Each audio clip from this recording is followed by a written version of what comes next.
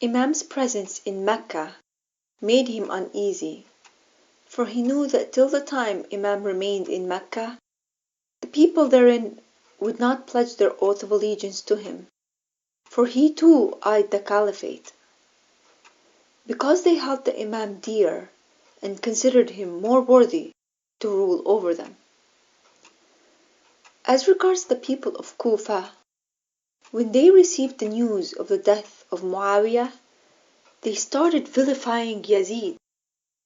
Besides, they were informed that Imam Hussein alayhi salam had refused to swear the oath of allegiance to Yazid and had gone to Mecca, while Abdullah ibn Zubayr too had fled to Mecca with him and competed with him. The followers of the Imam gathered at the house of Sulaiman ibn Surad al-Khuza'i and discussed about the death of Muawiyah and praised and glorified Allah. Sulaiman arose and said, Muawiyah is dead, and Imam Hussein has refused to swear the oath of allegiance to Yazid and has proceeded towards Mecca. You are his and his father's followers. Then if you desire assisting him and fighting his enemies, write to him and inform him about it. But if you fear lest you would turn sluggish and retreat, then do not betray him by inviting him here. Everyone unanimously swore that they would support him and fight his enemies under his command and offer their lives for sacrifice. When Sulaiman heard this, he invited them to write letters addressing to the Imam, and they wrote as follows. Letters of the people of Kufa to Imam Hussein alayhi salam.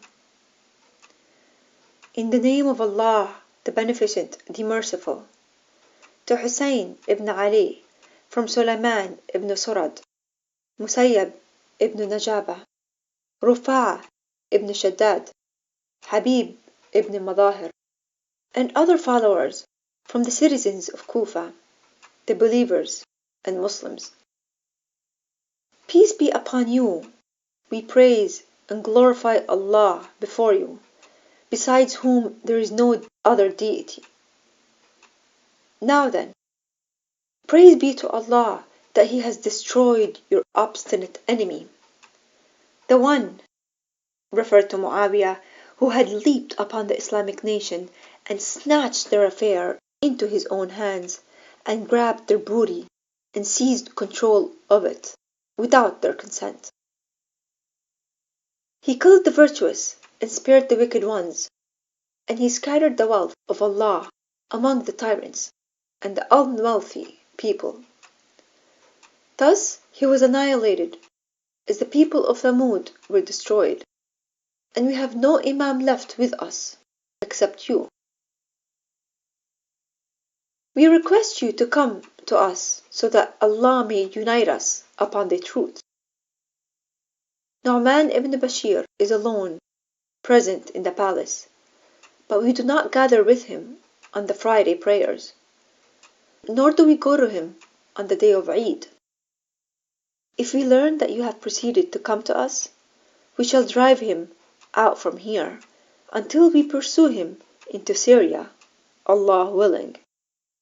Allah's peace and blessings be upon you. They gave this letter to Ubaydullah ibn Musma' Hamadani and Abdullah ibn Waltaymi and told them to hasten. They rushed until they reached Mecca on the 10th of the month of Ramadan. Then the people of Kufa waited for 2 days and again sent Qais ibn Mush'ir Sawdawi, Abdurrahman ibn Abdullah ibn Shaddad Arhab, and Amara ibn Abdullah Saluli, with 150 letters written by 1, 2, 3, or 4 people. Then again, after a lapse of 2 days, they sent Hani ibn Hani Sabi'i, and Sa'id ibn Abdullah Hanafi, with a letter whose contents were as follows. In the name of Allah, the Beneficent, the Merciful, to Hussein ibn Ali, from his followers, believers, and the Muslims. Now then, make haste, for people are awaiting you and hold no other opinion. Hence, hasten, hasten, peace be upon you.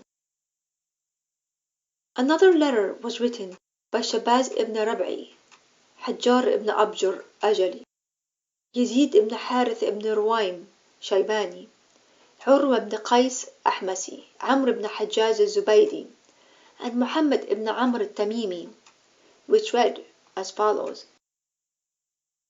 Now then, the gardens have turned green, and the fruits have ripened.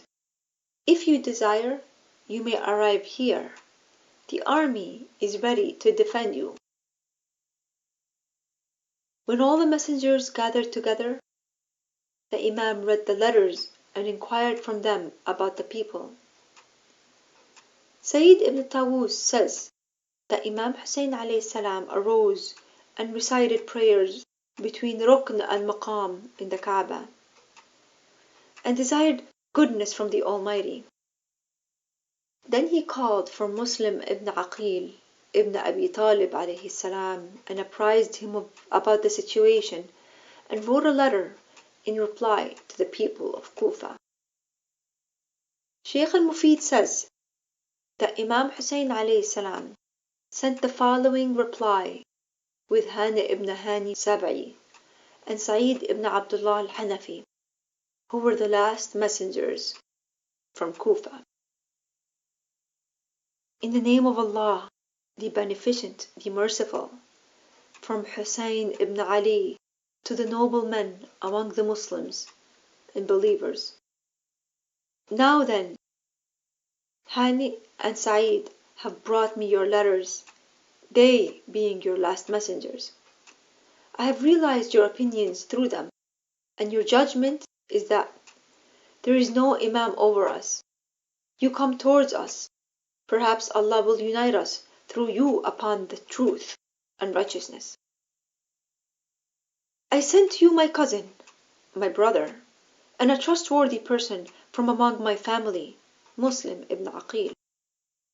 And I have instructed him to inquire about your affairs and write to me regarding it. And if he writes to me that your elders, the wise, and the learned men hold the same opinion as your messengers have conveyed to me, and as written in your letters, then I shall come to you quickly, Allah willing. I swear by my life that he is not an Imam and guide except he who judges in accordance to the Book of Allah and establishes justice and professes the true religion and dedicates himself to the will of Allah the Almighty. Greetings. Then Imam Hussein alayhi salam called Muslim ibn Aqil ibn Abi Talib alayhi salam and dispatched him to Kufa with Qais ibn Mushir Saydawi, Ammar ibn Abdullah Arji, and Abdul Rahman and Abdullah, the sons of Shaddad Arhabi. He enjoined them with fear of Allah to conceal their mission, besides advising them to be merciful, and that if they find people to be firm and resolute, then they should immediately inform him.